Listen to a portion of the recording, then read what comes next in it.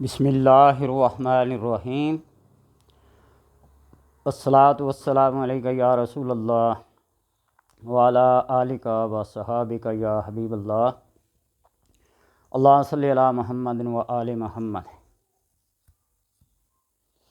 انسان کے لیے بعض مواقع ایسے ہوتے ہیں کہ کہیں ڈر، خوف اور خطرہ محسوس کرتا ہے، کہیں دشمن کے نرغے میں آ جاتا ہے، کہیں اس کے خاندان کو، اس کی ذات کو نقصان پہنچانے کی کوشش کی جا رہی ہوتی ہے، اور ہے بھی وہ اکیلا، کوئی اس کی مدد کرنے والا بھی نہیں ہے۔ تو ایسی صورت میں دشمن سے بچاؤ کے لیے اپنی حفاظتی تدابیر میں سے کون سی تدبیر اختیار کرنی چاہیے کہ دشمن کے نرغے سے نکل بھی جائیں اور دکھائی بھی نہ دیں؟ کہیں پولیس ناکے لگے ہوتے ہیں، بندہ گاڑی پہ ہے، موٹر سائیکل پہ ہے، کیسے پیدل چل رہا ہے، اس کے پاس کوئی اپنی آئیڈینٹی نہیں ہے، کوئی شناخت نہیں ہے، تو ایسے مواقع سے بچنے کے لیے کیا طریقہ اختیار کیا جائے؟ اس بات کو نبی اکرم صلی اللہ علیہ وسلم کے واقعہ ہجرت سے ذرا سمجھیے کہ کفار نے جب آپ صلی اللہ علیہ وسلم کو جسمانی نقصان پہنچانا چاہ، ان کے بڑے بڑے سرگنوں نے یہ میٹنگ کی کہ ہر قبیلے کا سردار سامنے آئے اور آپ صلی اللہ علیہ وسلم کو قتل کر دیا جائے۔ 3 آپشن پیش ہوئے تھے۔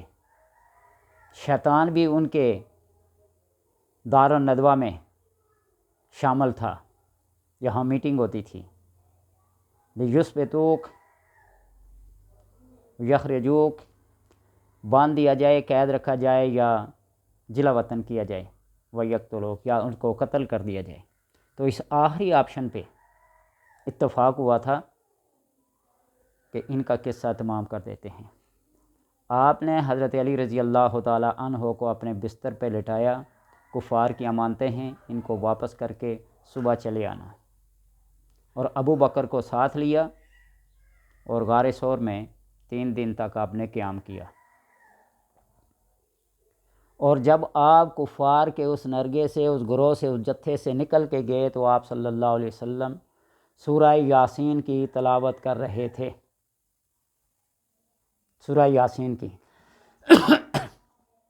اور حسن یہ آیت نمبر 9، وَجَعَلْنَا مِن بَيْنِ أَيْدِيهِمْ سَدًّا وَمِنْ خَلْفِهِمْ سَدًّا فَأَغْشَيْنَهُمْ فَهُمْ لَا يُبْصِرُونَ، یہ آیت پڑھتے آپ نکل گئے۔ صبح جب انتظار میں تھے کہ محمد اٹھیں گے اور ہم کو یک بارگی حملہ کر دیں گے، لیکن جب صبح اس کمرے سے، اس بستر سے حضرت علی رضی اللہ تعالی عنہ نمودار ہوئے تو ہکا بکا رہ گئے کفار مشرکین۔ یہ ہے آپ صلی اللہ علیہ وسلم کے ہجرت واقعہ کا مختصر ایک اشارہ۔ تو اس طرح جب کوئی بندہ کسی مصیبت میں، کسی تکلیف میں، کسی دشمن کے نرغے میں، کسی درند اور چرند پرند جو بھی ہے اس کے نرغے میں پھنس جائے، تو آیت نمبر 9 سورہ یاسین کی آیت نمبر 9، وَجَعَلْنَا مِن بَيْنِ أَيْدِيهِمْ سَدًّا وَمِنْ خَلْفِهِمْ سَدًّا فَأَغْشَيْنَهُمْ فَهُمْ لَا يُبْصِرُونَ، ہم نے ان کے آگے ایک آڑ بنا دی، دیوار بنا دی، اور ان کے پیچھے ایک دیوار، ایک آڑ بنا دی، اور ہم نے ان کے اوپر پردہ ڈال دیا، فَهُمْ لَا يُبْصِرُونَ، وہ دیکھ نہیں سکتے۔ تو اس لیے یہ آیت پڑھیں۔ میں نے کئی مرتبہ حضرت امام غزالی اور ابن رشد کا بھی بتایا ہے کہ ابن رشد نے 10 سال ایک مصری یہودی جادوگر کے پاس رہ کر ایک عمل سیکھا، انسان کی نظروں سے اوجھل ہونے کا۔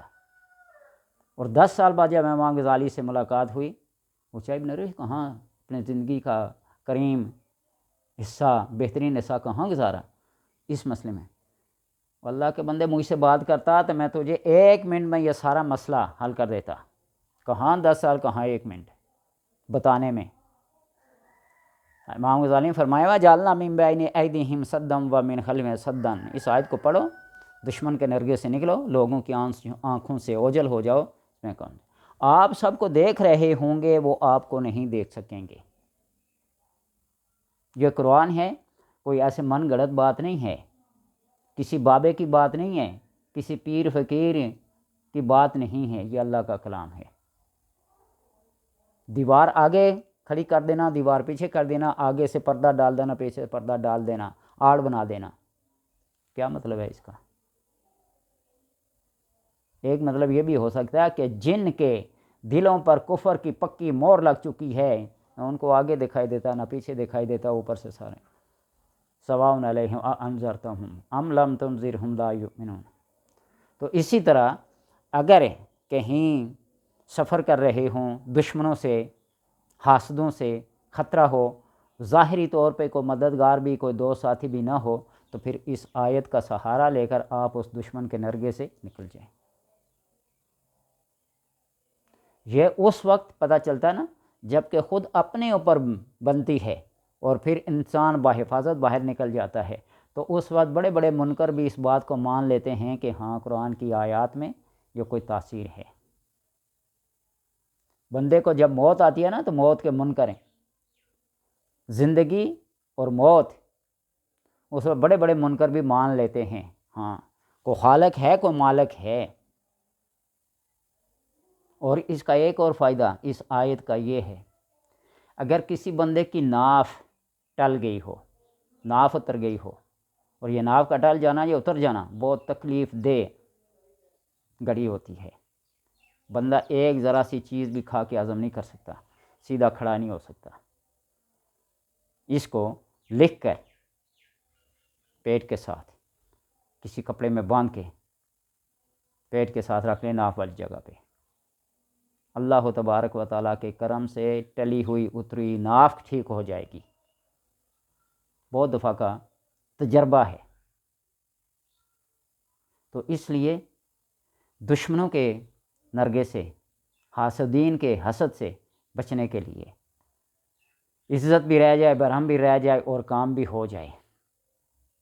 وَجَعَلْنَا مِن بَيْنِ أَيْدِيهِمْ سَدًّا وَمِنْ خَلْفِهِمْ سَدًّا فَأَغْشَيْنَاهُمْ فَهُمْ لَا يُبْصِرُونَ۔ 7 بار پڑھیں یہ آیت، اپنے چاروں طرف حصار کر لیں، پھونک مار لیں، پڑھ کر ہاتھوں پہ کیوں پھونک مار کے بدن پہ پھیر دیں، یوں انگلی کے اشارے سے جہاں جہاں تک انگلی کا اشارہ سرکل بنائیں گے، پھونک مار دیں گے، اللہ تبارک و تعالیٰ چاروں طرف سے آڑ پیدا کر دے گا، آپ کے درمیان اور دشمن کے درمیان۔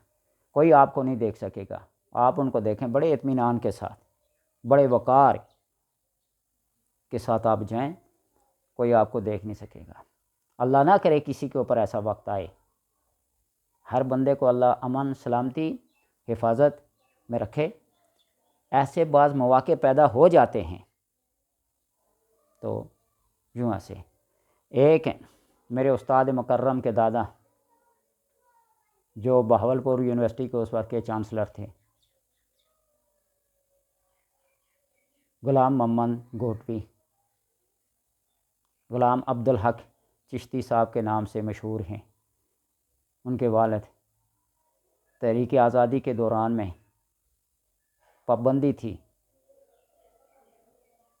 کہ کہیں جلسے میں کہیں جلوس میں یہ پہنچ نہ پائیں، جہاں بھی وہ بات کرتے تقریر کرتے، اپنے یا تو اپنے غیر مذاہب کے لوگ بھی ان کی تقریر سننے کے لیے وہاں جمع ہو جاتے، اور ان انگریز کی طرف سے سخت پابندی تھی، لیکن آپ نے اس آیت کا سہارا لیتے ہوئے جلسے میں پہنچ کر سٹیج پہ جب تقریر کر رہے تھے تو اس سارے لوگ ہکا بکا رہ گئے کہ یہ کہاں سے کدھر سے آئے ہیں۔